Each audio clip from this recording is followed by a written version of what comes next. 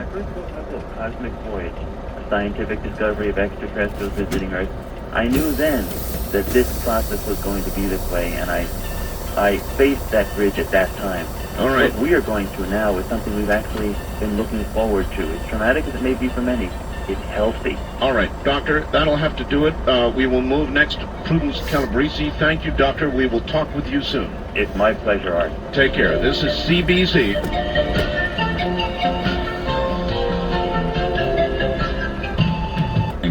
Now, unknown hour. Object was some natural object that happened to be captured by the comet. You have had many hours of discussion with this professor, haven't you? Yes, I have. How convinced is he that this is not ambiguous? He is comet. Precisely. Emotion, or what? Well, the target for these sessions was the object itself and not the intelligence behind it, because we weren't sure what this object was when we targeted it. And so when you target an object, you're going to be focusing on the object itself. Now, if we had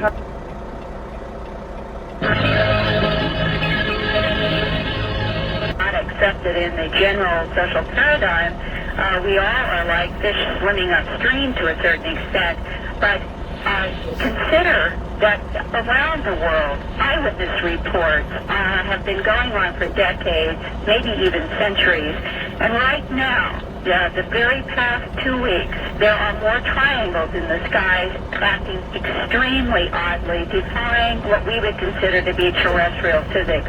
Peter Davenport at the National UFO Reporting Center in Seattle, he called me and he told me that since November 17th, he has received several reports from Greensboro, North Carolina, all the way to Allentown, Pennsylvania, about huge, silent, lighted triangles.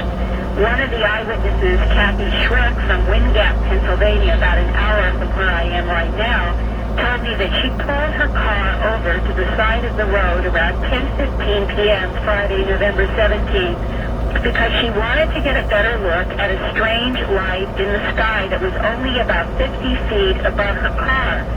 She could see what looked like solid gray-black metal in the shape of a huge triangle hovering completely silently without any motion at all. She estimated that there were 25 or 30 round white lights, she said, like car headlights on the bottom. She watched for 5 to 10 minutes, not wanting to take her eyes off the triangle, and then it suddenly took off and became a pinpoint of light in the distance. She was so unnerved by the experience that she called the local airport and was referred to the Seattle UFO Reporting Center. Peter Davenport there is trying to gather as many reports as possible, check them with airports and experts, and correlate sighting data. And for those listening, I'll just give the 24-hour hotline number in Seattle, because it is a good place to network in terms of reports for correlation, and that is area code 206-722-3000. The 24-hour hotline number in Seattle is area code 206-722-3000. Now, strange lights have also been reported in Puerto Rico, along with a continuing rash of strange animal deaths that have local authorities now very concerned. Less than 1 week ago, on Tuesday, November 28th, a cow was found dying on the farm of a Puerto Rico district senator near Agua Buenos, about 45 minutes southwest of San Juan.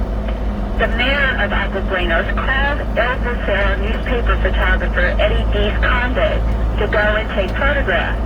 Eddie has been photographing these unusual animal deaths for the past 2 months throughout the island, and he talked to me today about the Agua Buenos and other cases, and described the unknown creature called chupacabra, or the goat sucker, that residents in Puerto Rico have been reporting, and even school children have been drawing.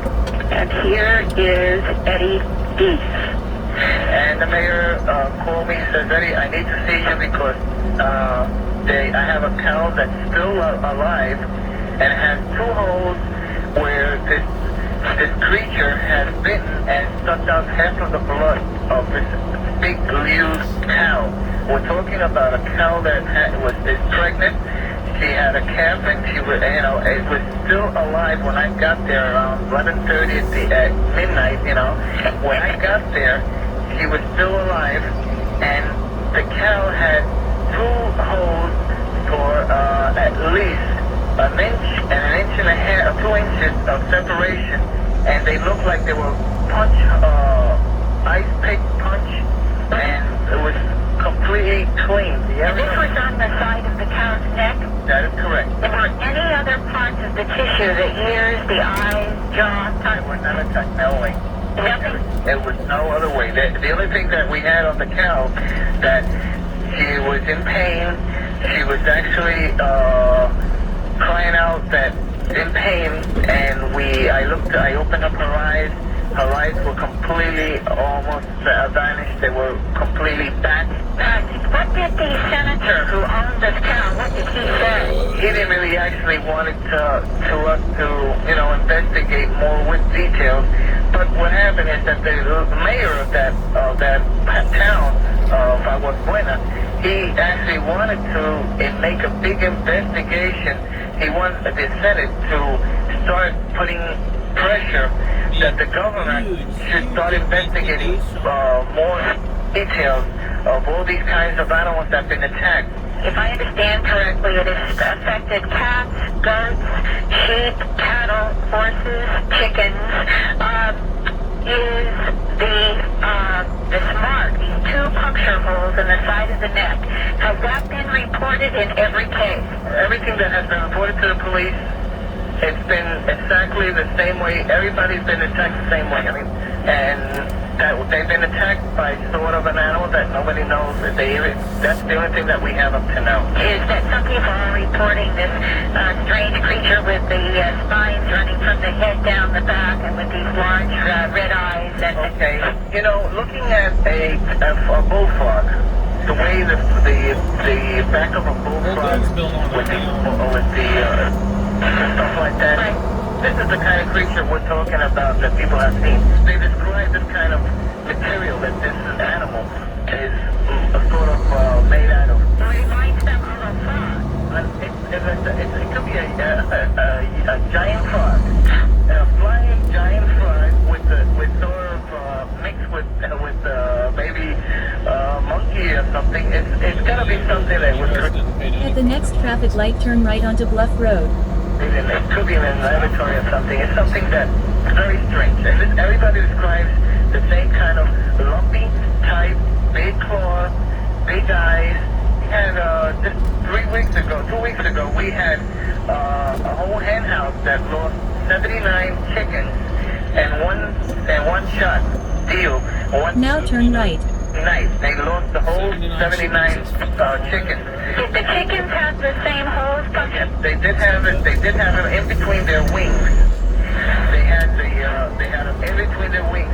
The thing is that we can't understand that it's very strange that this animal attacks different kinds of animals by bunch, and it's all at one time. They collapse 80 or maybe. They collapsed 79 chickens all at one time. They attacked them, they took their blood out, and they killed them. And nobody knows how but to catch one chicken, it's very hard. To kill one, and it's very hard. To kill 5 or 6 at the same time, it's very hard. But, 79 chickens at one time, it's very difficult. And this is why we are still investigating where all these kinds of different people, different part of the island are calling us and letting us know that last night they killed their cow, they killed their horse, they killed 4 rabbits the other night. Last night they had out in Carolina, somebody killed 2 rabbits. The other night they killed 4 chickens. And they all have these puncture holes? Yes, they did. And they were all domestic animals, and they were in their cages. They were not out in the street or nothing like that. Some of them are out on the street, but they were cycle fence, maybe around it. It was very strange. How could somebody just jump over the fence without touching the fence, just jump over, kill all these animals, and rip them part of the island? And Eddie D says that the number of animals killed in the last 2 months is estimated now to be several hundred. Damn, and it's several hundred. reminding There's no me way. and Okay. others there in the media know it is. world of the in the 1970s. Linda, we are woefully short on time. In a quarter of a mile, use the right lane to join the Interstate 77 south towards Charleston. Here, but I was going to say the same word, vampire. 2 marks and blood gone sounds vampirish to me. Well, what's interesting is, just very briefly, these aren't the classic mutilations that I usually would report about, but this is happening in Puerto Rico at the same time that classic animal mutilations are being reported right around us in southern Oklahoma, Missouri, southern Colorado, Susanville, California, Northern Ireland, Saskatchewan, Canada. There seems to be a rash of them right now. Right, all right. We've got a scoot, so give us your info quick. Okay, thanks. I would like to give my fax number is area code 215-491-9842. My address is Linda Howe at Post Office Box 538 Now keep right to join the highway. in Huntingdon Valley, Pennsylvania, zip code 19006, and the toll-free number for information about my books and documentaries is 800-707-9993. Again, that's 800-707-9993. And on that toll-free number, people can leave phone numbers for me to call back also if they do have something to report. Linda, I've got a scoot. Thanks a million. And thank you, Art. Take care. That, of course, is Linda Howe. And in a moment, Moira Timms. Copies of Moira Timms' book. What does the future hold for us as we approach the new century? Are we on the brink of enlightenment or the eve of destruction? Prophets from Nostradamus to Edgar Casey have made dramatic predictions about the period leading up to the year 2012. Predictions ranging from a cataclysmic shifting of the Earth's poles to the dawning of a new order of the ages. Many have seen the current decade as a time for purification, a healing crisis, that will either lead to an entirely new phase of evolution or our annihilation. The outcome, uncertain. This timely and important book synthesizes the major world prophecies, including those of the Hopi, the Mayans, Babylonians, the Bible, Nostradamus, Edgar Casey, and the Great Pyramid, into a compelling, unified theory with an inescapable message. The choices we collectively make today create our tomorrow. Positive changes in the mass consciousness and constructive actions can modify our planetary karma and avert catastrophe. Cooperated throughout scientific, seismological, and environmental documentation beyond prophecies and predictions issues an urgent call to action that we cannot afford to ignore. So, a very important and timely interview coming up. Moira Timms, M.S., is the author of the best-selling Beyond Prophecies and Predictions, Random House book, by the way. Prophecies and Predictions, and the 6 o'clock bus. Find out about that. She is a researcher and an archaic futurist, that's interesting, specializing in the beginnings and endings of historical cycles. Her work blends Egyptian mysteries, prophecy, mythology, and science. As we approach the turn of the century, Moira's ability to synthesize diverse aspects into the big picture is a gift to empower your highest purpose. And here from Eugene, Oregon, she is. Hi, Moira. Hello, How are you? well, I'm fine. I was sorry to hear that news about the earthquake. That's really very startling. Well, the 8.0 was startling. If the report of the 8.2 should be true, that's really startling. Were both of these events on CNN? Well, the facts, yes. But to answer your first question, the first event I personally saw on CNN, the 8.0 earthquake. The second facts arrived literally 5 minutes ago, and I have no way of confirming it. Yeah, because sometimes there's different earthquake centers all over the world that do monitor these things on the Richter scale, and so many times the same event will get reported from various sources, but with a slightly different Richter number. It is true, and we can hope that might be true in this case, Moira, because what would it generally mean? I know you're not a seismologist, but to have an 8.0 earthquake, which is very unusual to begin with, followed within hours, literally, by an 8.2. In 1 mile, use the left 2 lanes and keep left towards Interstate 26 East, Charleston. If that were true, what would that say? It would say things are getting very intense around the Ring of Fire. The information that I received from the National Earthquake Information Service in Golden, Colorado, is that what is normal in any given year is that on an average there's one great quake, and that means 8.0 plus, you know? Right. There would be 18 major quakes, which would be between 7 and 7.9. And so you see there's a very fine line between having a bunch of major ones at 7.9 and a great one at 8. It's only 1 point difference. Anyway, you can have 120 strong ones, 6.5 plus, and then about a total on the average of earthquakes altogether. Now keep left. And so the Ring of Fire is the most seismically active Follow Interstate 26 East for 53 miles. area in the whole world, and certainly around Japan. When you look at the deep ocean trenches on some of the Navy maps, I'm looking at one right now. Yes. You see that there's just a labyrinth underneath the ocean depths of trenches and core spreading, tectonic plate ruptures, all this kind of thing. And it's like a freeway map. So I'm looking at this particular trench here. It's the Kurill Trench. It's a very straight area that goes across the northwest from just above Japan, where Hokkaido is the northern part of the island chain Yes, there, of course, to the Kamchatka Peninsula, and then it goes across to Alaska.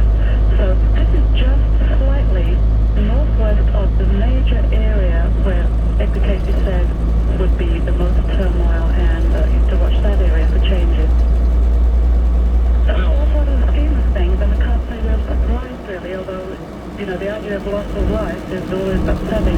Well, it is. Fortunately, of course, this is an area where there is not a lot of life to begin with. The problem is that it may be, as one of my faxers suggested at the beginning of Gordon Michael Scallions' predicted 4-quake scenario in the 8-point range. Now, I understand before the announcement of the quake today and earlier today, you spoke with Gordon Michael Scallion? I spoke to him 2 days ago. 2 days ago. Yes. He didn't mention anything about earthquakes. Oh, he did not? No. Is there anything he did mention that would be relevant that you'd like to pass along? Well, I was going to mention it later in the show when it kind of came up organically, Okay. because he's talking about something quite different as far as the major focus for next year. So I'll just leave that for later on. All right. Not quite related to this. All right. Anyway, your work has been pretty wide-ranging, hasn't it? In other words, you've looked at almost all prophecy you've been able to look at. And have you found a commonality between the prophets, between what science you've looked at, the Hopi, the Mayan prophecy, the Babylonian, all of them? Is there any commonality? Oh, yes. Really, the thing that is most amazing, and I guess it's not really news right now, but it was news when it was discovered, was that it didn't matter what prophecy had been issued when and where and to whom. Basically, the major prophecies were saying the same thing. They were just different historical times, different cultural contexts, you know? And so the prophecies that I examined are not necessarily the predictions that somebody's aunt in Boise, Idaho would make, you know, that kind of thing. Yes. But more like the authentic traditional prophecies from important world cultures that have had these, you know, guidelines since the year dot. And so when I hear an individual making a prediction, I don't pay as much attention as something that is consistent with what the ancient people said.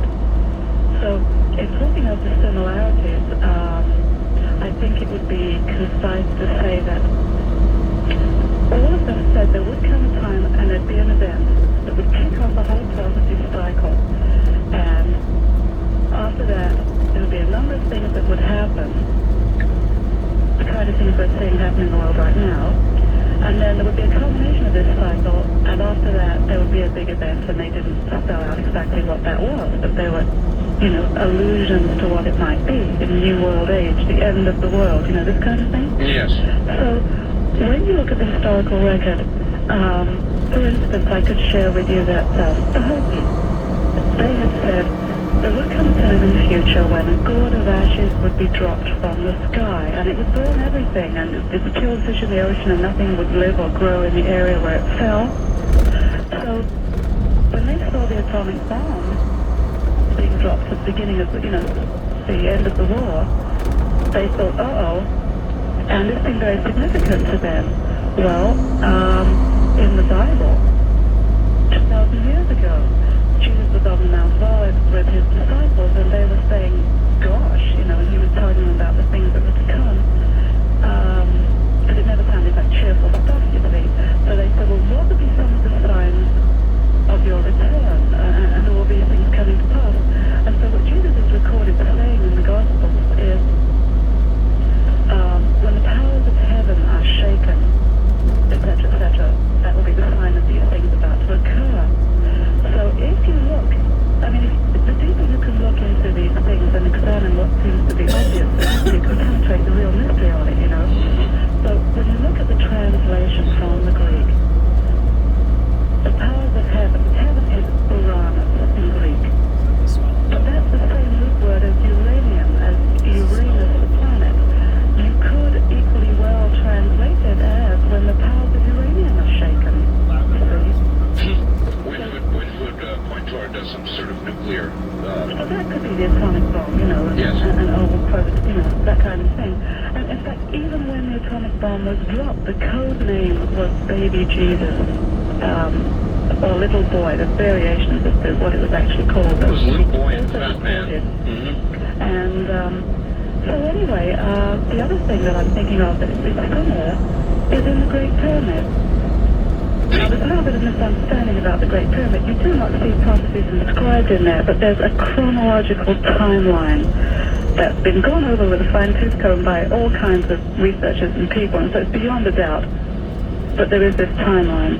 And so, when you get up into the uppermost chamber, it's been progressing like a month, an inch for a month, and then it changes at a certain point. Anyway, the midpoint of the king's chamber translates out to the date of 1945, when the first atomic testing was done. Mm-hmm. And so after that, when you come up against the wall, it's 1953. And so there is a sense that by 1953, the planetary karma had been set by that time. A lot of the Mayan calendric things cite 1983 as a key year in the world. When you say set, do you mean that in other words, whatever we're going to go on to, we are going to go on to? There is no turning back. The direction at that point is clear. Is that what you mean by? The course has been set. Yeah. So. And so obviously there is existential value in struggle, as Jean-Paul Sartre said. You do what you have to do, regardless. Well, of course, but the back of your book, Moira, seems to suggest that mankind can still avert with the proper kind of karmic transmission what is to come, and you are now suggesting that may not be the case. No, I could expound on that a little more. I would just say that there are certain things that are cyclical, and they're in the scheme of things, and the intensity really depends on how well we deal with the crisis.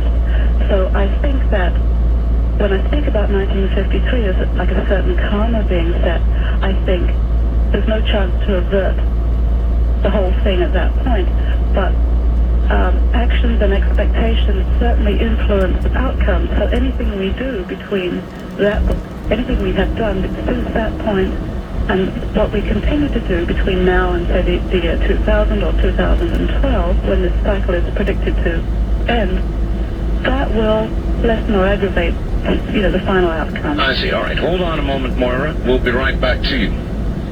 I don't know. To me, the line I've used again and again is mankind's little red light has come on, the one that says point of no return. In a moment, more of Moira Timms. Now back to Moira Timms. Moira, we have a very bad phone connection for some reason. Your audio is very muffled and a little difficult to understand. I don't know why that is. Oh dear, and I'm really talking loud so that I feel like I'm sort of not being... Yeah, we'll sort of bear with it for now. Hopefully, it'll be okay. At any rate, Moira, to continue, I have said this. I've looked at mankind sociologically because I do the news. I see the news every day. I've got to study the news for what I do. And I have seen a steady, not just a decline, Moira, but an acceleration of decline in social behavior, in our economic world, in our political world. We're about to send 35,000 U.S. troops over to what I consider to be hell, and it's what I have to, as a general observer, I've called it the quickening. Events appear to be accelerating. Yes. Do you agree with that? Oh, absolutely, absolutely. What logic follows emotion, and like when you're feeling down, or you happen to read the newspaper or the commercial journals, there's any amount of evidence why we're all going to hell, you see. Why it's all so terrible. And this is true. This is real stuff. There's no questioning about that. On the other hand, when you're feeling wonderful and you might not read these sources, or you just appreciate the wonderfulness of the day, or you hear other things that are quite uplifting and inspiring on an entirely different level, then you say, well, there is hope. There is light at the end of the tunnel. And so what I'm feeling from all of this is, either viewpoint can be justified. It is a fact, however, that because we rely on the news and the newspapers and commercial print media for our information, that news is by definition negative, catastrophic stuff. So you're never going to find how things are improving by reading those sources. You will simply reinforce your fears and your despair. It's true. And you don't want to have your head in the ground, but you need to be realistic, so you do have to check and see what's happening in the world. But I think what I'm suggesting is that really it's wonderful and terrible all at the same time. And a lot of it is where we put our attention. I mean, here in the United States, everybody has their problems, but we don't have the problems that they have in Bosnia or many other parts of other third world countries. So everything is sort of relative, and I think personal action is required so that, the good of one becomes the good of all. Well, personal action on what level? Excuse me? Personal action, Moira, on what level? In other words, when Well, any level that draws your interest and your passion, I would think. In the back of my book, for instance, I have a section, I'm calling it the 12-step program to personal and planetary health, and I'm listing areas where people can plug in and make a difference. I think that individuals tend to feel disempowered, you see. They say, well, what can I do? I'm just an individual. These huge forces are in motion. The government's, not serving us the way it should. All of this and all this conspiracy stuff. All right, Moira. You feel hopeless. You do. Moira, hold on a moment. We're at the top of the hour. Relax. We'll be back to you, all right? Moira Timms is my guest from an area near Dreamland. This is Dreamland.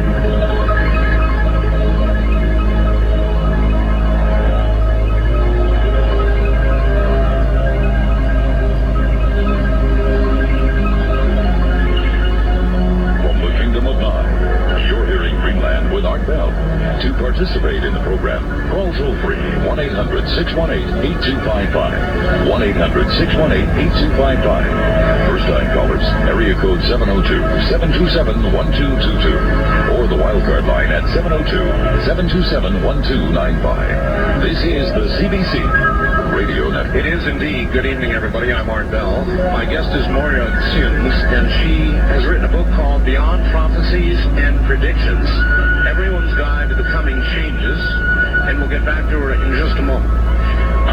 Just got off the phone with Golden, Colorado, and there is no confirmation of this second quake that was faxed to me. However, the first quake at 8.0 is confirmed by Golden, Colorado. So again, no confirmation of any other quake. However, I have a sheet here looking back just over the last day or so, 2 days actually.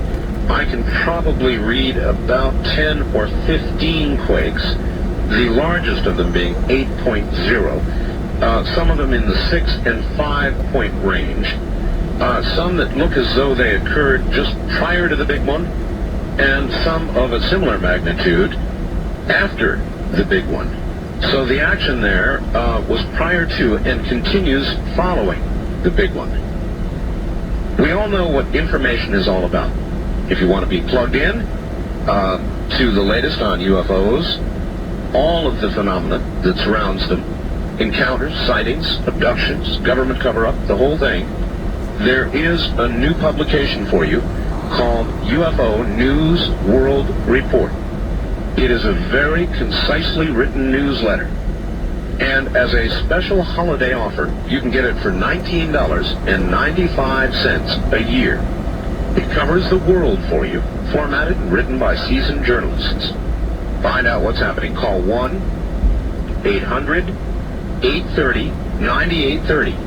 That's 1-800-830-9830. 24 hours a day, or send a check for $19.95 to Box 2757, Anaheim, California, zip code 92814. It's guaranteed you're going to love this or your money back. Call 1-800-830-9830. Back now to Moira Toombs. Moira? Hello, Art. Hi. Yes. I was just finishing up telling you something about personal action, and I just wanted to make the point about that. Please. Because some years ago there was a study done of school children, and many of them felt depressed because they didn't feel that they would really necessarily grow up to be adults or see much adulthood, and this is because of the nuclear shadow. Yes.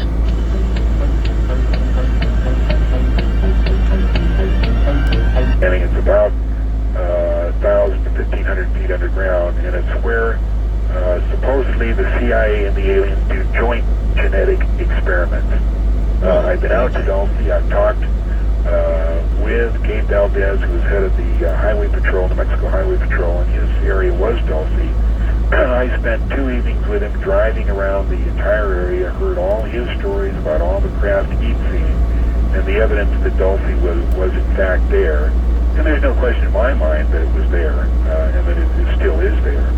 And there's a story that will come up later, what's called the Dulce Incident, which happened in 1979 when we get into that part of the timeline. All right, and a recovery at Fort Riley, Kansas. Yeah, there was either recovery or a landing, and several of the soldiers who were there watched it come down. Then one near Kecksburg, Pennsylvania. That's a very famous event. It's covered in a lot of these things like Hard Copy and Entertainment Tonight. They do a story on this every once in a while, but there was a recovery there of an acorn-shaped object, and there's quite a lot of evidence for that. Boy, we must have a lot of artifacts stored somewhere, not just bodies, but discs and parts of discs and all the rest of it. We do, and I was just reading a story here from one of the researchers in Stringfield, talked about 4 military personnel who were engineers, and they were flown one night, 4 hours, I think they lived back near Wright Pat. They didn't know where they were being flown. They had to sign special security oaths. They say that after 4 hours they landed and they were blindfolded They were taken out. They said when we stepped out, it was like being in the desert. They weren't allowed to lift their blindfolds up. They went into this hangar, and the lights were turned on. They were their blindfolds taken off, and they said this whole thing was full of all kinds of artifacts. And there was a curator there, and they were allowed to inspect, and they were there for 4 days to inspect and speculate on what these items might be. And then after the 4 days, they said they could come back anytime they wanted if they had any fresh ideas, but they were not to discuss this incident with anybody. How intriguing. Then there's 1967. This one's close to home. A big disc, a large disc, hovers over Las Vegas School, it says, and children are sent home. Really? Yeah, a friend of mine, matter of fact, Tabitha, was, I think, one of the students there, and this disc hovered over the school, and the children were sent home, and they remember this incident quite clearly. I'm not sure whether it was her or somebody else, but that did happen in 1967, and along with that, there was a landing at Nellis Air Force Base where a saucer landed, and people got out, and a colonel who was there drew his weapon, and the colonel was paralyzed in place, and the weapon rendered inoperative, and a few minutes later they took off. Well, John, we're about out of this hour, but I want to ask you, you have flown and flown and flown and flown. You've been in our skies, looked more into the skies than probably most of us. In all those zillions of hours, how many air hours do you have now, John? Do you know? 17,000. 17,000 hours. Yeah. In 17,000 hours, one would think if they're up there, you would have been one of the guys who would have seen one of them. Well, let me tell you about flying. You're not sitting there looking out the window. You're looking at your instruments, particularly when you're flying jet aircraft. Now at night, when it's more likely you're going to see something, you can't see outside because you've got the glow of the instruments inside, and you have to put your face up to get rid of all the cockpit reflections to do it, and it's something that doesn't happen. So then, unless it was close and bright, you probably wouldn't see it. No, you really wouldn't. And the only time that I ever saw anything, and it's still interesting these days when I think about this incident, it never occurred to me. I was in a Learjet. It was in the afternoon. I was descending from over Palm Springs. I was on a flight from Wichita to Los Angeles. I was descending through about 18,000. Let's see, how high would I have been? No, John. I've never heard this story, so hold this story. We're now at the top of the hour. When we come back, we'll tell the story. Okay. All right? Okay. Now, that is one I haven't heard. Apparently, John has seen something as he thinks back over it. We'll get to that right after the news at the top of the hour. Cheerio, everybody. Friday night turning into Saturday morning. This is CBC.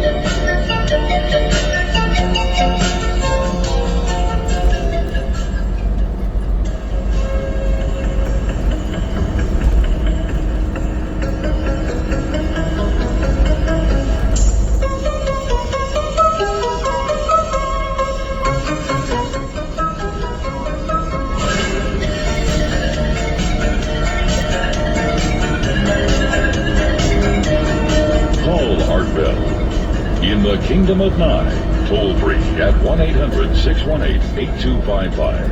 1-800-618-TALK. First time callers 702-727-1222. 702-727-1222.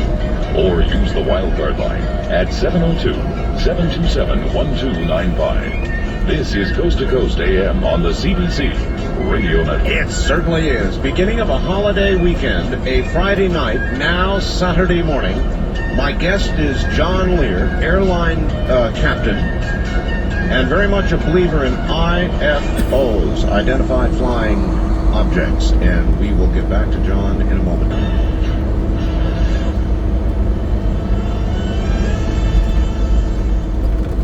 Once again, my guest, John Lear, who has flown in jet aircraft for many, many thousands of hours, and pressed a little bit, now recalls one incident where he saw something or another. Anyway, John, when was it? What did you see? Well, it was like 1966 or so, and I I was descending in a Learjet on a flight from Wichita to Los Angeles, and descending through like 30,000 feet.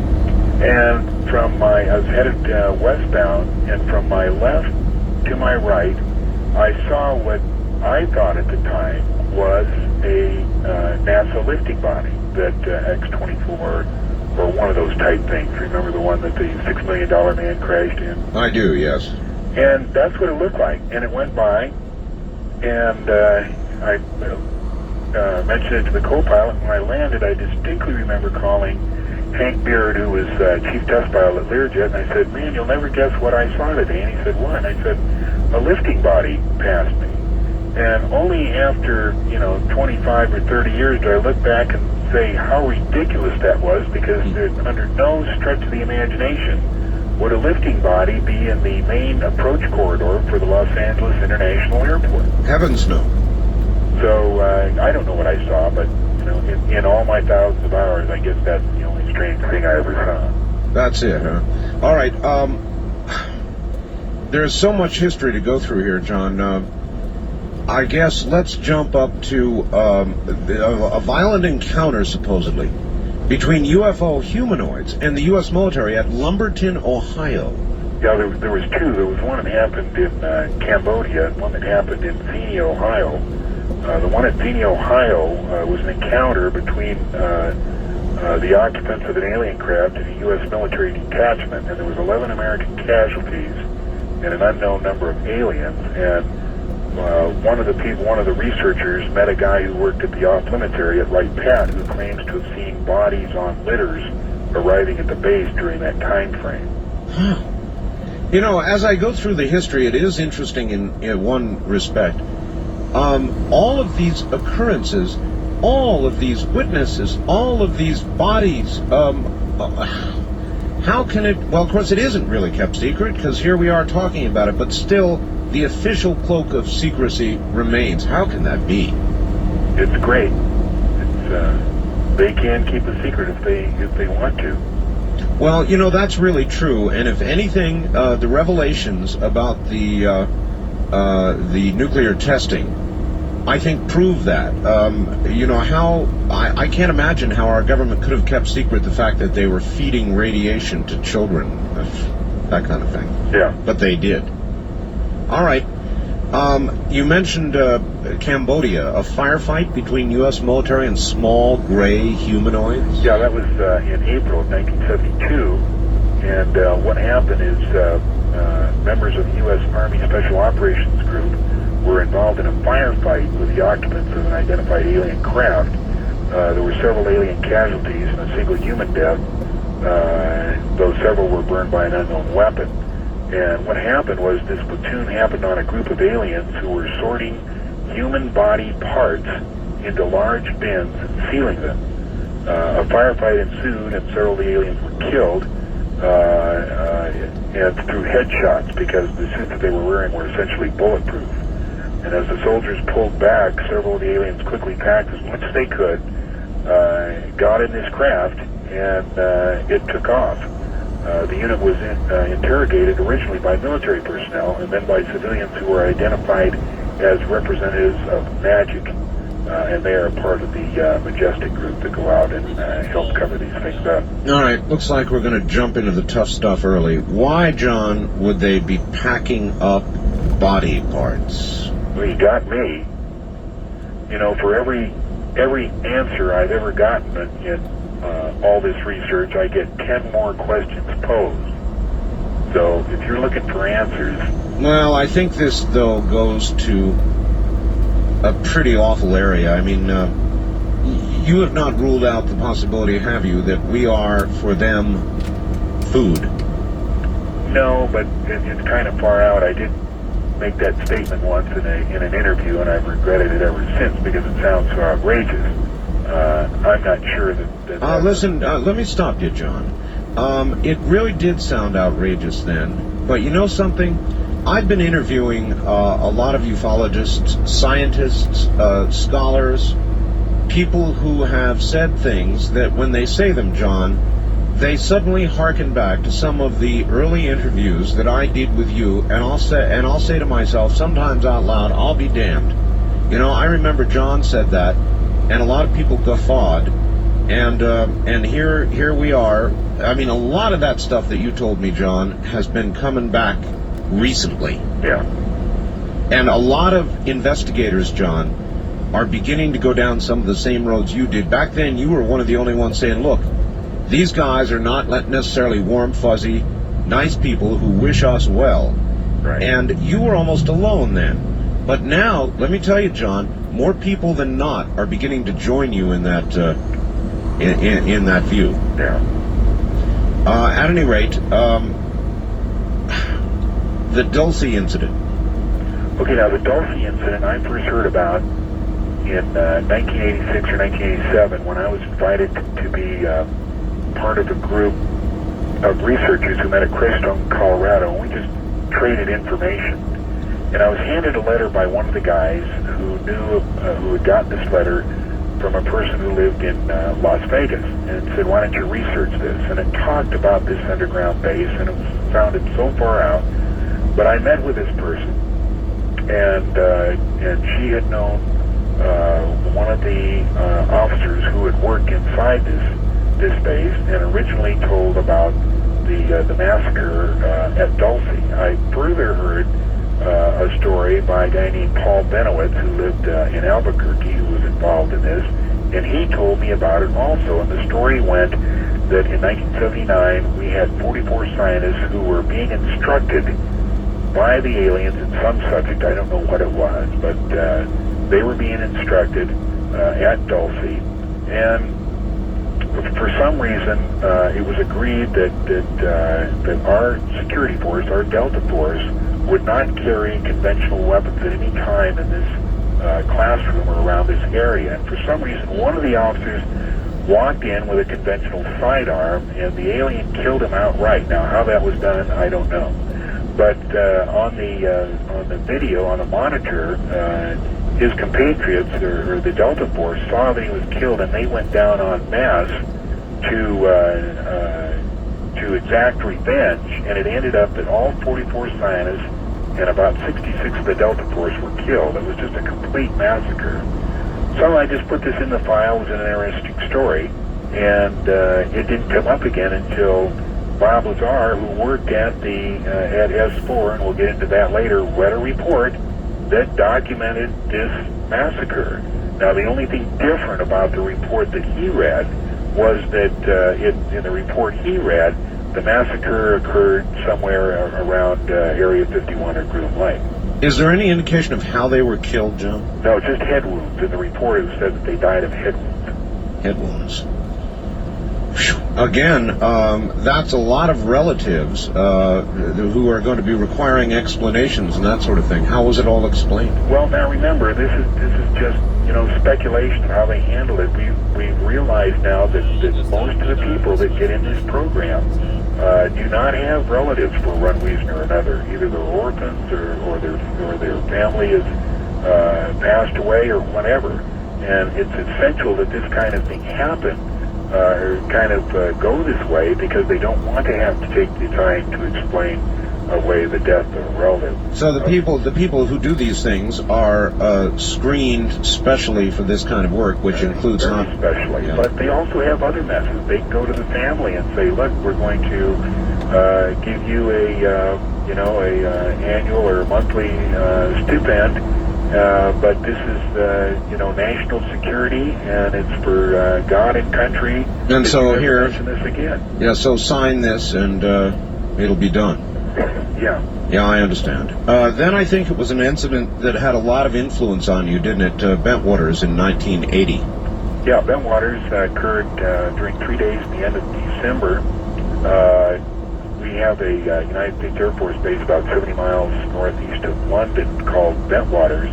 At that time, I think it still is an A-10 base, the Warthog tank killer. And very strange things happened during those 3 days, culminating with it wasn't a landing, it was an appearance of a very weird aircraft witnessed by General Gordon Williams, who was the base commander, Major Ted Conrad, Colonel Chuck Halt, Larry Warren, and a few others. But at any rate, the incident did occur, but it was just a story as far as I was concerned. Many pilots had heard it. And in 1985, I ran into a friend here in Las Vegas, an Air Force friend that I knew in Laos. And he was transferring from the regular Air Force to the Guard, and he came over to the house, and we started talking about stuff, and I mentioned, I asked where he'd been based. He mentioned Bentwaters, and I said, oh, that's supposedly where that saucer landed in 1980. He said, no, John, not supposedly. It did. He said, I didn't see it because I was confined to quarters, but I know the guys who did. And he said, I'll give you their names. And I said, wait a minute. You're telling me this stuff is real, that there are flying saucers? Because at this time, I had no real interest in this stuff. My interest was in spy planes, SR-71s, U-2s. I understand. What about your dad, John? I know your dad had great abiding interest in all of this. Didn't any of that rub off on you, or was it self-ignited? No, because there was no proof. He was certain that they existed, and now that I look back, it's because of who his friends were. He was friends with General Vandenberg, who was first head of the CIA and original member of MJ-12. He was very, very close friends with Jimmy Doolittle, who was up to his eyeballs in this alien stuff. But, he never let on to me, and it was just not a part of my interest. Sure, everybody's interested in flying saucers, but, unless you see one or have hard evidence, it's just not a part of your life. But in 1985, it became a part when Greg said, yeah, it's true, it's going on. Mm-hmm. And that's what involuntarily, I might have, launched me into this research. Okay, so that was then really the beginning of your interest? Right. All right.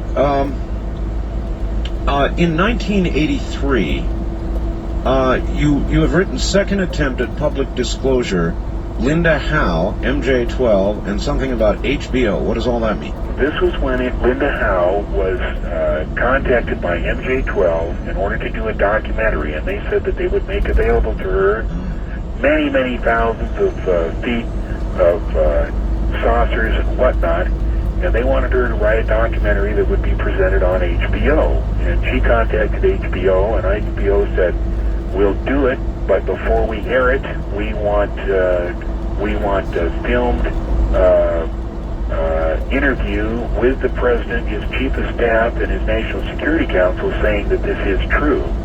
And MJ-12 essentially led her on a round robin, so to speak, of different bases and different facilities and all kinds of things for about 8 months. At the end of which it was just terminated. She never heard anything more. Well, that must have been very frustrating. I'm going to have to ask her about that.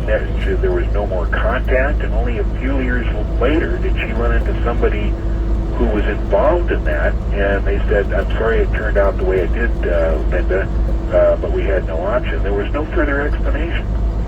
Wow, strange. But the stories she told me of where they took her and the things she saw is just absolutely fascinating.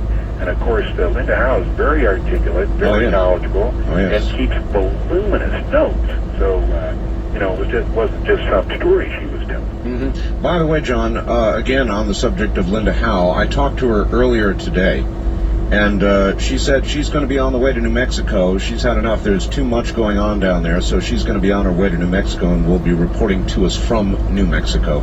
Well, she was the leading authority on mutilation. She did that documentary for the ABC affiliate Denver in 1980.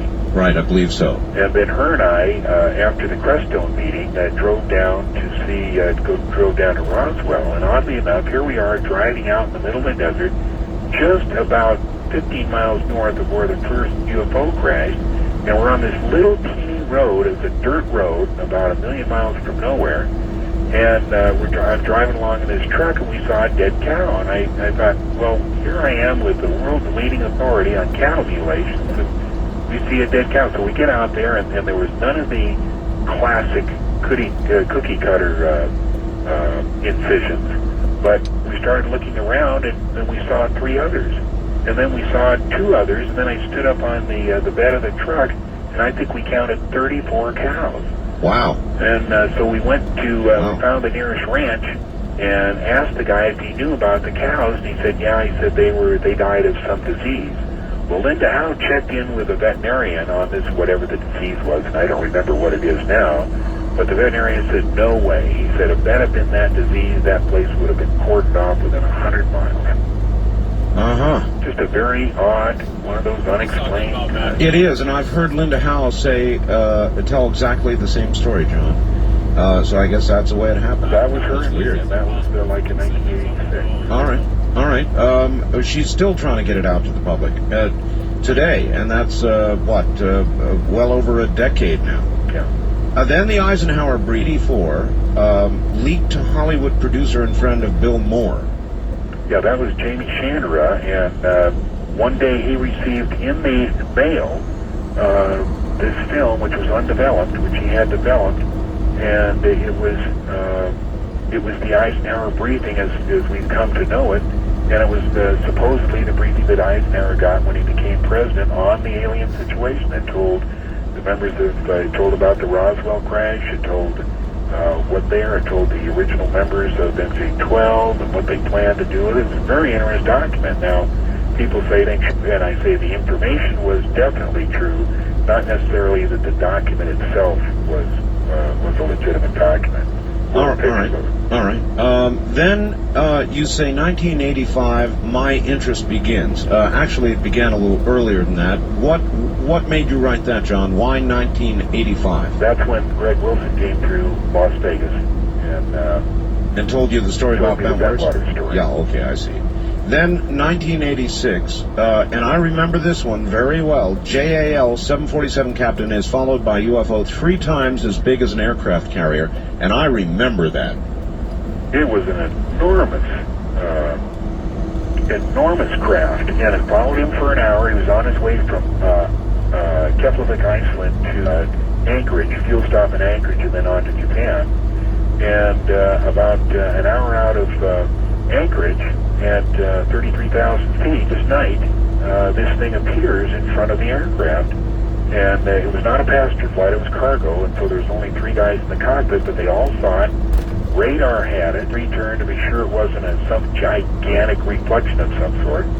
They went down to 29,000 feet to see if it would follow them, and it did. And then after about an hour, it just left, and they landed, gave their FAA report, and other than a few comical news stories ignored by the press, specifically by Aviation Week and Space Technology, who is our premier aviation magazine, didn't give it one word, not even a sentence. Well, for all your flying, John, and the one incident you have had that may have been something like that, you must talk to all kinds of other captains, lots of friends in the industry. Do they talk about this, John? Not unless the policy and cockpit etiquette bring this up, unless I've been with the crew for a long time and unless it seems appropriate. But you find out that maybe a third of the pilots have seen something. All right, we're at the bottom of the hour. This is where we pause. We've been doing sort of a historical look at UFOs, how John became involved, and we're just about up to modern. This is CBC.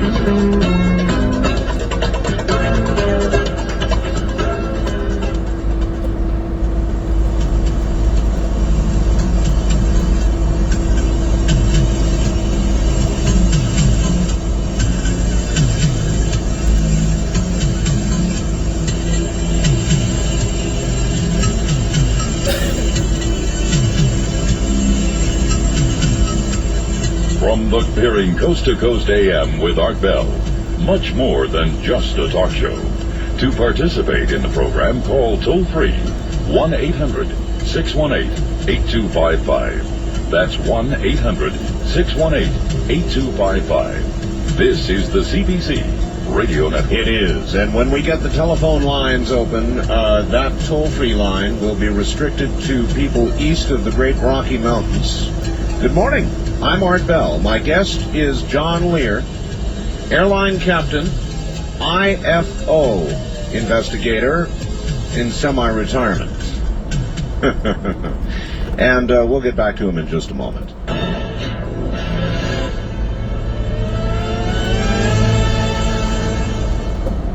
All right, back now to John Lear. John? Yeah. All right. We're getting up toward the modern day here, but first let us look at 1987, and particularly the Gulf Breeze sightings, because that's still going on, John. It's still going on. We're getting photographs. There have been recent photographs, one which is a very picture. A lot of people are following up on that right now. And the same gentleman at Gulf Breeze continually seeing these craft. What is your assessment of what happened at Gulf Breeze? Well, I first heard about it in 1987 when the Channel 4, I believe it was down there, put out the documentary, and it had Ed Walters' film that he took out the back door of this craft hovering behind the tree line there, just over the tree line. And it was tremendously interesting. There was no doubt in my mind that from the videotape that this thing occurred, but there was so many people jumped on it as a hoax, and they just did backflips to try and prove it was a hoax. But that's right. In my opinion, it was not. It was a true thing. And Ed Walters just took a tremendous amount of flack over the years for showing this film and for saying the things he did. But I believe him 100%. He's not easy to get as an interviewee. I've tried to get Ed Walters a few times, and he's somewhat cantankerous and not very interested in publicity. Is that your take? I would be too if I had undergone what he did. I mean, he just took it was merciless. Wasn't there something about somebody who supposedly found a model in a house that Walters had rented or something or another? I can't. He sold his house, and the people who moved in found in the attic a model of what he had videotaped, made out of, I think he's a designer and architect, out of some architectural drawings that he made. Unfortunately, the people who tried to hoax this used architectural drawings that were dated substantially after this incident. And it was just a complete setup from beginning to end. Oh, well, and yet that and the guys who tromped around the field in England and any other story, weak as it may be, John, that seems to make people laugh at all this and say, aha, see, what a hoax. Those stories stick like glue. Yeah. 50 people can look up in the sky and see a saucer or see a craft, and one stupid story comes along and it blows away all that good. Why is that? Because the disinformation is so firmly in place after 46 years that there's just no way. They've done a fantastic job of disinformation. What is the John Lear hypothesis? That was the hypothesis that I wrote in December of 1987 when I felt really strongly that people had to know what we're here, and they have a deal with our government to provide help in the security and the secrecy of the overall program in return for advanced technology, some of it weapons, some of it other technology. And it was just something that I wrote then, which became known as the John Lear hypothesis. Since then, I've modified several of the views, but essentially it's the same. So by 87, you were deep into it. Deep into it, and that's when I gave the lectures at the Spring Valley Library, and that's when usually I think they had seating capacity for 300, and they never had a speaker that drew over, say, 40 or 50, maybe 60 people. And they had 700 people show up every time I came to speak. Wow. In 5 miles, take right exit 169A to Interstate 95 South. And it was then that one of the guys who attended the lectures wanted to borrow some tapes and came over to my house and brought with him a young scientist named Bob Lazar. And Bob Lazar had formerly worked in New Mexico at the LANL.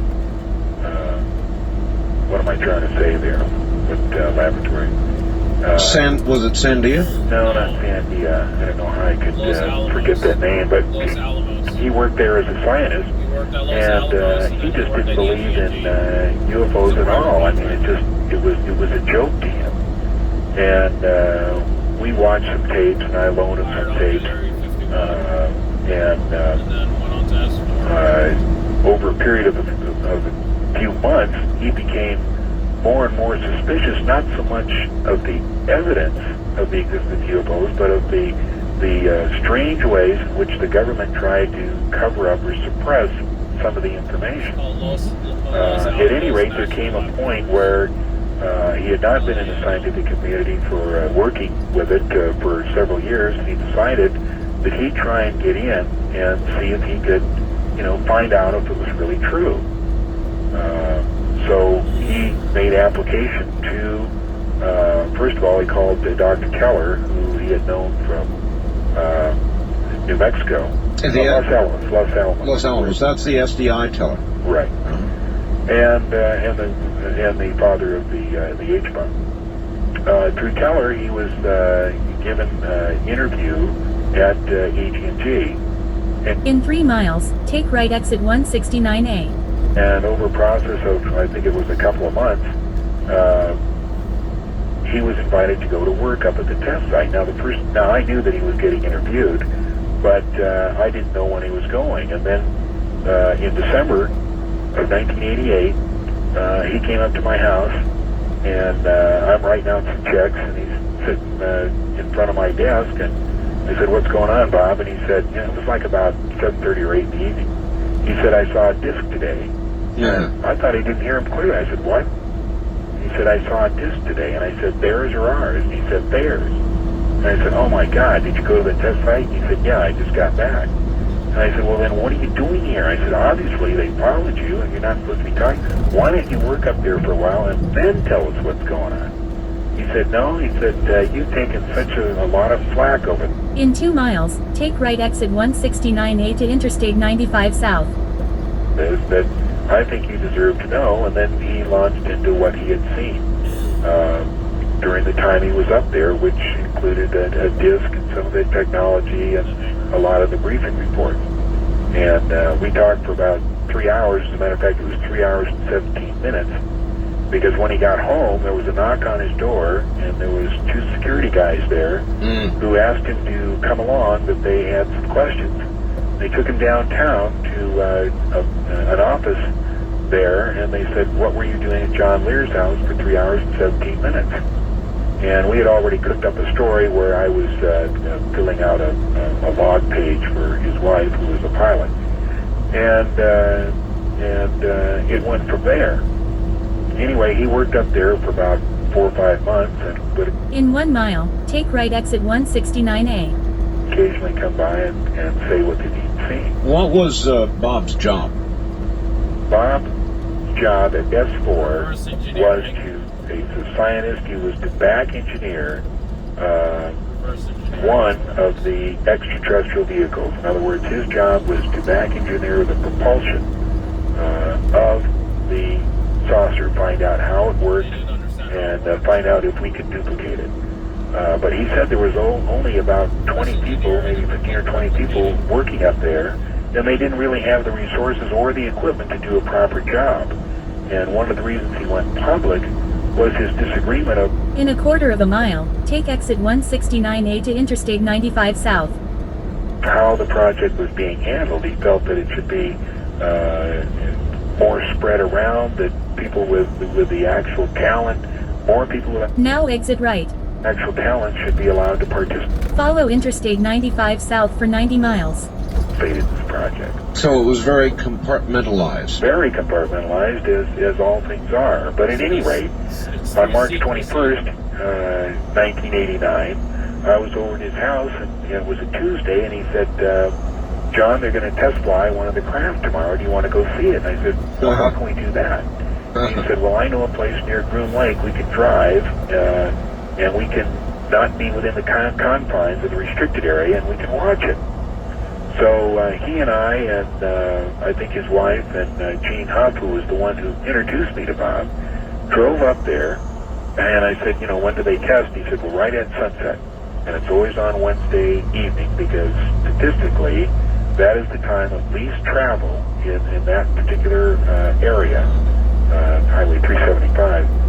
So we go up there and unload. We had my motorhome, and I had my Celestron 8 telescope, which is a very powerful telescope.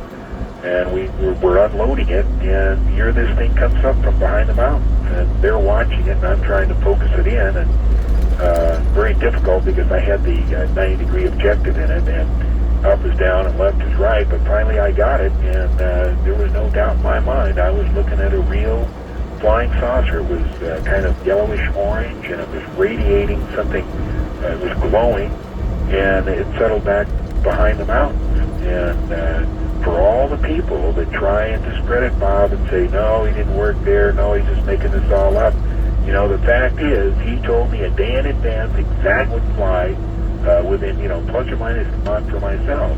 So unless you think I'm in on the hoax, you know, he's telling he did work there. Well, of course, he's been way out on, you know, there's been no remuneration that I'm aware. There is some kind of a movie underway, though, isn't there, John? Yeah, they're making a movie on his life story. On Bob Lazar's life story. Yeah, and it's, I think, New Line Cinema. New Line Cinema, sure. Is the movie company. I think they're well advanced in the project. I think they finished the script. I don't know too much about it, but... Have you been involved in it at all? No, not at all. Not at all.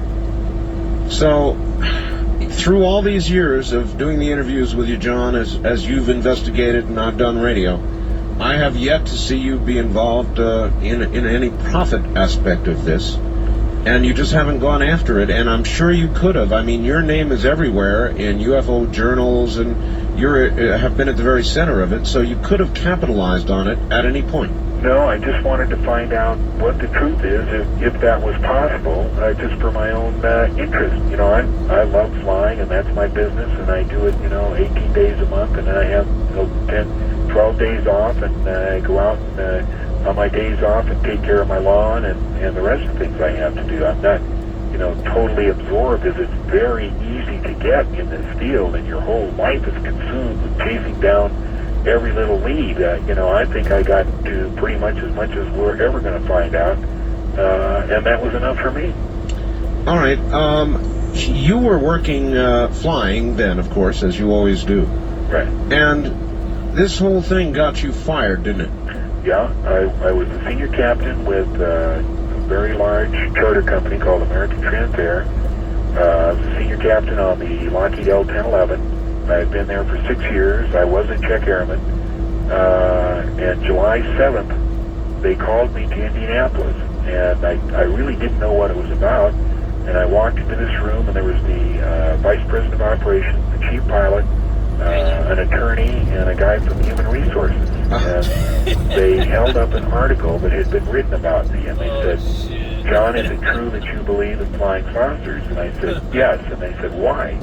And I gave them, about a 10-minute summary, and they said, "John, there's just no possible way that anybody who believes in flying saucers could be a captain for American Transair.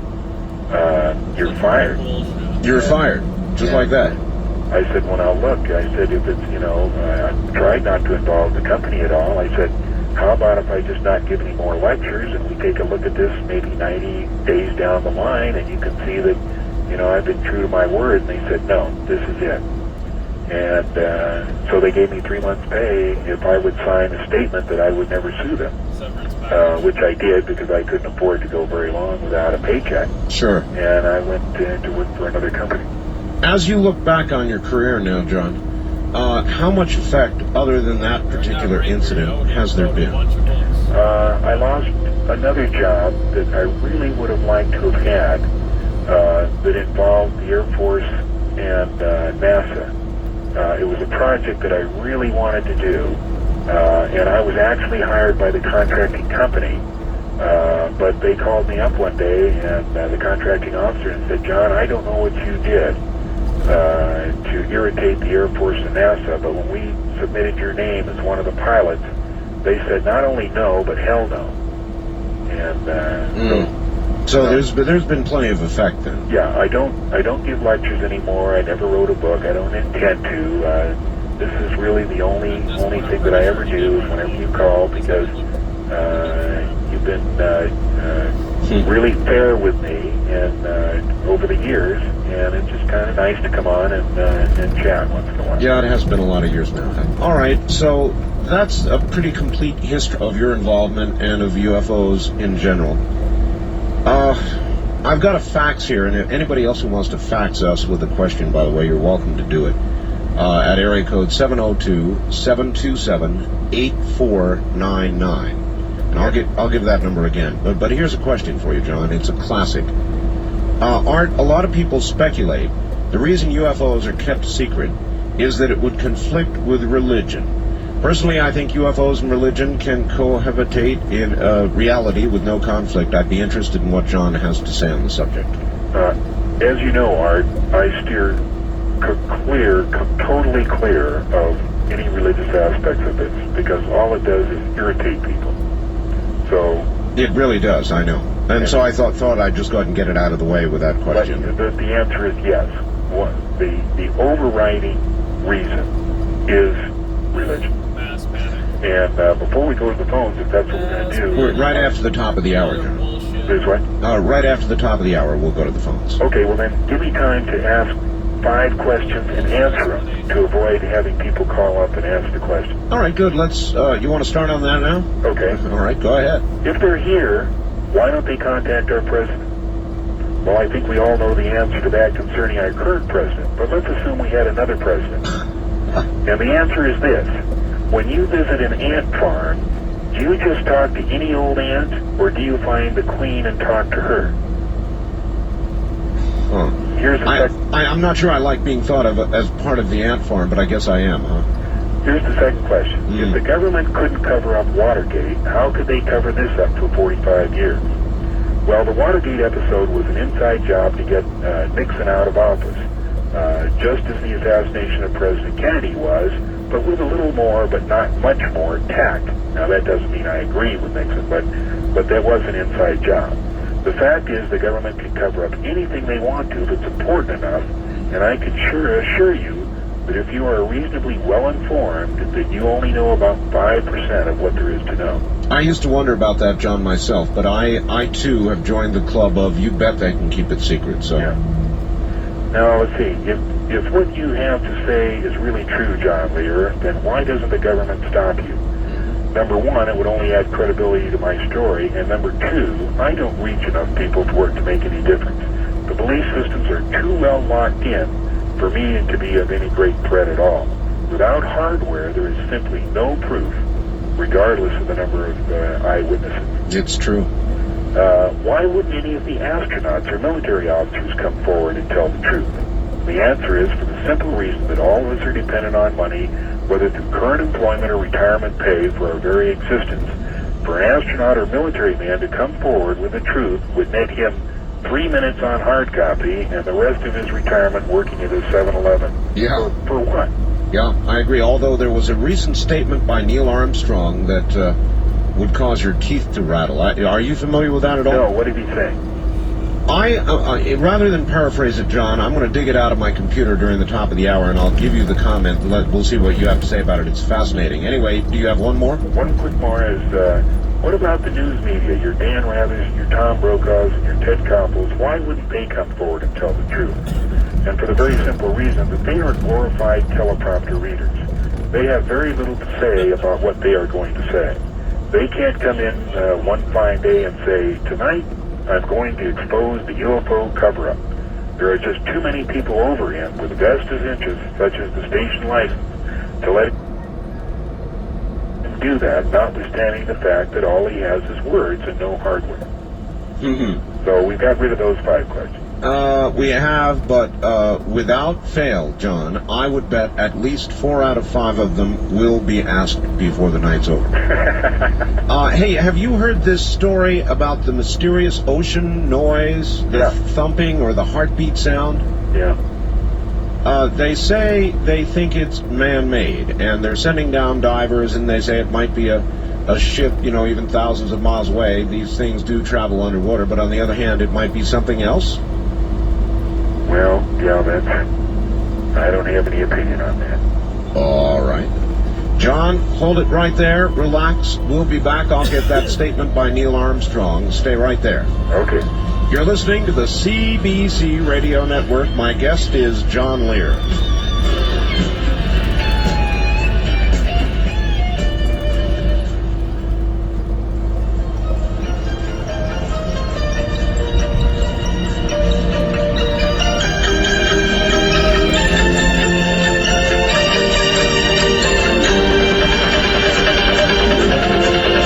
There, and I can't remember their name, but we had a half-hour show, and the man who was interviewing them was really trying to break them down that they were phonies, which he couldn't, of course.